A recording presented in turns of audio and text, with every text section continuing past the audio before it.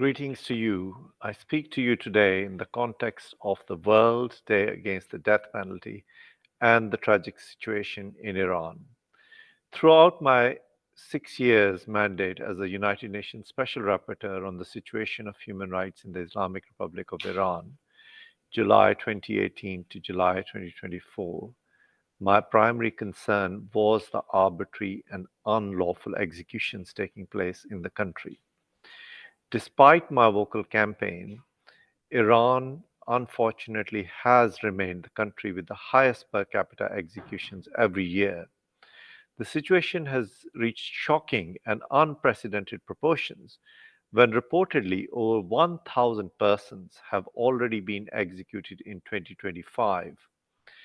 Executions in Iran are unlawful, arbitrary, and political in nature. The regime has weaponized the death penalty and mass executions as an instrument of repression and fear, exterminating all those challenging this brutality. Fearing renewed nationwide protests reminiscent of 2022 Women Life Freedom Movement, the regime has commenced executions of political prisoners, beginning with PMOI activists Mehdi Hassani and Behrouz Ehsani on 27th of July 2025. Several dozen political prisoners are currently on death row. 17 are facing imminent executions simply because of their affiliation with the opposition People's Mujahedin Organization of Iran, PMOI or MEK. On 4th of October 2025, the Supreme Court upheld the death sentence of renewed boxer and PMOI supporter Muhammad Javad Wafai Sani. With the increasing number of executions of political prisoners and dozens facing imminent executions, the brutal state machinery and its agents are also aggressively pointing towards repeating the atrocity crimes committed by this very same regime during the 1988 massacre. On 7th July 2025, Fast News, a state affiliated outlet linked to the Islamic Revolutionary Guard Corps IRGC, published an editorial in which it praised the mass murder, summary, arbitrary, and extrajudicial executions, as well as enforced disappearances of thousands of political prisoners in 1988 and termed it as a successful historical experience.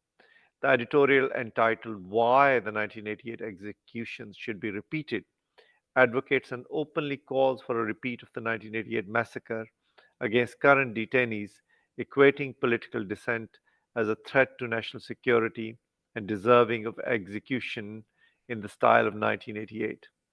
I must emphasize that the Iranian regime is and has been brutal and violent ever since its inception through the Iranian Revolution of 1979. The regime's systematic targeting of political prisoners is rooted in a culture of impunity, fueled by the failure of the international community to hold perpetrators accountable of past atrocities. In July 2024, in my final detailed findings, I expressed alarm and shock at the summary, arbitrary, and extrajudicial executions, torture, and ill treatment of tens of thousands of political opponents of the regime ever since the inception of the Islamic Republic in 1979. I documented the summary, arbitrary, and extrajudicial executions of thousands of arbitrarily imprisoned political opponents, amounting to the crimes against humanity of murder and extermination, as well as genocide between 1979 and 1988. These executions included those of women, some of them reportedly raped before their executions, and a very large number of children. Highlighting the gravity of the crimes committed, I noted that atrocity crimes, in particular the 1988 massacre, represent the commission of the worst and the most egregious human rights abuses of our living memory, whereby high ranking state officials actively planned, ordered, and committed crimes against humanity and genocide. In my 2024 report, I had urged the international community to establish an international investigative and accountability mechanism to ensure prompt, thorough, and transparent criminal investigations of inter alia the atrocity crimes, of crimes against humanity, and genocide committed against thousands of political opponents of the authorities in 1988. in particular the mass murder through summary, arbitrary, and extrajudicial executions, and imprisonment, torture, rape, and other sexual offenses, other inhumane acts, as well as the enforced disappearances. It is now all the more important that such an accountability mechanism is established. States must also use universal jurisdiction to investigate and prosecute individuals for atrocity crimes committed during the 1980s, in particular during the 1988 massacre, and ongoing crimes of inter alia and forced disappearances. The United Nations General Assembly, in its annual resolution on Iran, should also include specific references to the 1988 massacre, as well as the continuation of atrocity crimes, of crimes against humanity in the form of murder, torture, and enforced disappearances of political prisoners as being witnessed today.